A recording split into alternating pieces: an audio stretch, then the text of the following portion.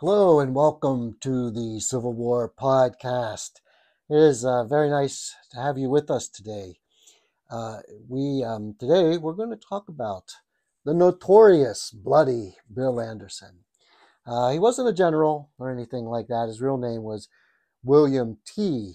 Anderson, born in 1840 in Kentucky, to a family that, not a whole lot of they're farmers, but in 1857, father, they moved him out to Kansas, where we know from previous podcasts that it was the time of Bleeding Kansas, where the pro-slavery and pro-abolitionists were really going at it, and it was rough times.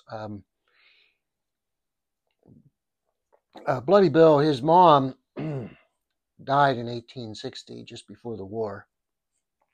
She died from a lightning strike.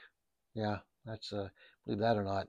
He at the time was in the business of horse trading, and then as soon as the war broke out, he created a small gang, and they started horse stealing because the horses became so valuable.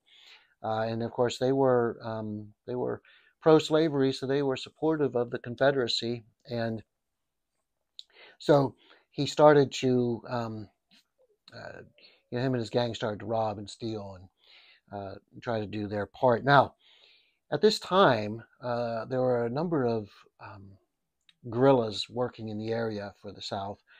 These were called bushwhackers. The main one was a man named William Quantrill. He was a guerrilla in the area, and uh, at first there was no real liking for Anderson and his gang with Quantrill. He basically thought, oh, this guy's a robber stealer, and but they did eventually come together.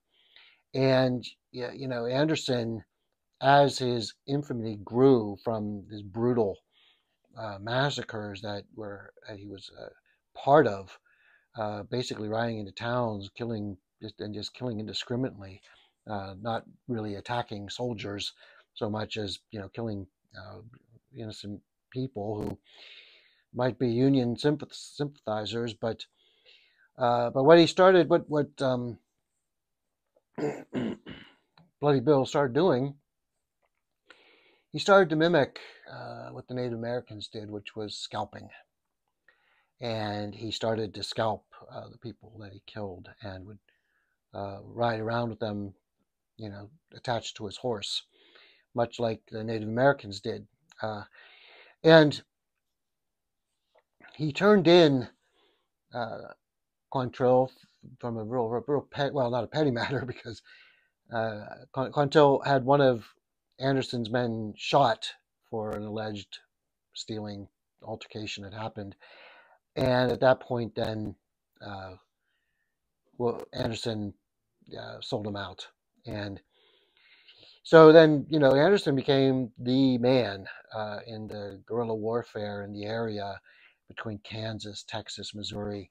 His infamy grew and grew until finally in 1864, the Union Army decided, okay, we need to put this man down.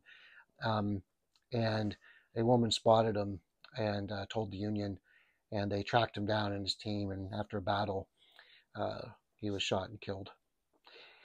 The reason I wanted to bring up Bloody Bill Anderson in today's podcast was because uh, the movie Outlaw Josey Wales, which we all know and love with Clint Eastwood, uh, after Josey Wales' family was killed by a Union gang, um, Josey Wales joins Anderson's group.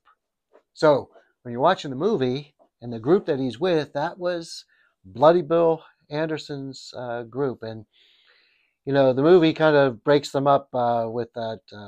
Yeah, but the reality is a little different. However, the movie kind of showed us another thing. But I found what was interesting with it was you really did see,